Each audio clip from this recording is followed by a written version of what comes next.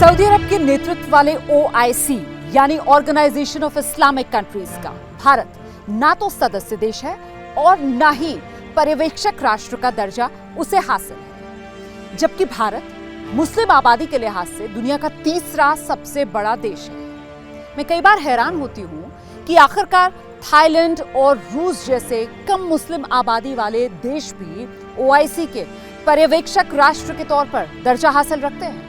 फिर आखिरकार 20 करोड़ के आसपास की मुस्लिम आबादी वाला हिंदुस्तान क्यों नहीं? अगर इन देशों को भारत के साथ अच्छे संबंध रखने हैं तो फिर ये दोहरा चरित्र क्यों? साल 2019 में अबू धाबी में OIC के विदेश मंत्रियों की बैठक में भारत को बतौर गेस्ट ऑफ ऑनर के तौर पर बुलाया गया था। बड़ी बात यह थी कि पाकिस्तान, जो कि 57 मुस्लिम बहुल देशों के इस संगठन का संस्थापक सदस्य भी है, वो इस बैठक में शामिल नहीं था। भारत के लिए बड़ी कूटनीतिक जीत थी। भारत ने भी इसका सम्मान करते हुए कोविड काल में इन देशों की मदद के लिए सबसे पहले हाथ बढ़ाया।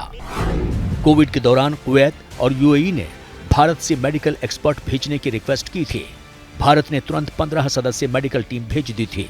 कुवैत पहला देश था जिसके PM शेख सबाह खलीद अल हमाद ने PM मोदी को खुद फोन करके मेडिकल टीम भेजने का आग्रह किया था।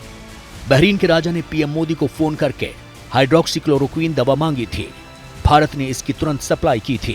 ओमान के सुल्तान ने PM मोदी को फोन करके मेडिकल उपकरण और एक्सपर्ट मांगे थे। उन्हें भी तुरंत मदद दी गई थी। खाड़ी के 6 देशों Bahrain, Jordan, Oman, Qatar, Saudi Arabia और UAE को 4.5 करोड़ SCQ टैबलेट और 11 मैट्रिक टन दवाएं भेजी गई थीं। कुवैत, UAE, इराक, यमन में PM मोदी ने 2.5 करोड़ पैरासिटामोल दवा भिजवाई थी, जब ये दुनिया में कहीं नहीं मिल रही थी।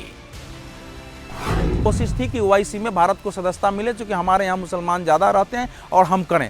लेकिन आज जिस स्थिति में OIC है, भारत को तो ये सोचना ही नहीं चाहिए कि इनके साथ हम रहे, जिसमें तुर्की का एर्दोगन जैसा और मलेशिया जैसा देश और पाकिस्तान जैसा देश जिसका लीडरशिप कर रहा है, उस संगठन में जाके आप करेंगे क्या वहाँ? OIC संगठन में कद छोटा पड़ने की वजह से पाकिस्तान काफी परेशान है। ऐसे में भारत के आंतरिक मामलों में अक्सर वो बेवजह टिप्पणियां करता है। मौजूदा विवाद में भी पाकिस्तान सरकार ने भारतीय उच्चायोग के प्रभारी को तलब किया था। हैरानी की बात यह है कि अल्पसंख्यकों पर अत्याचार में दुनिया में सबसे खराब रिकॉर्ड उसका है।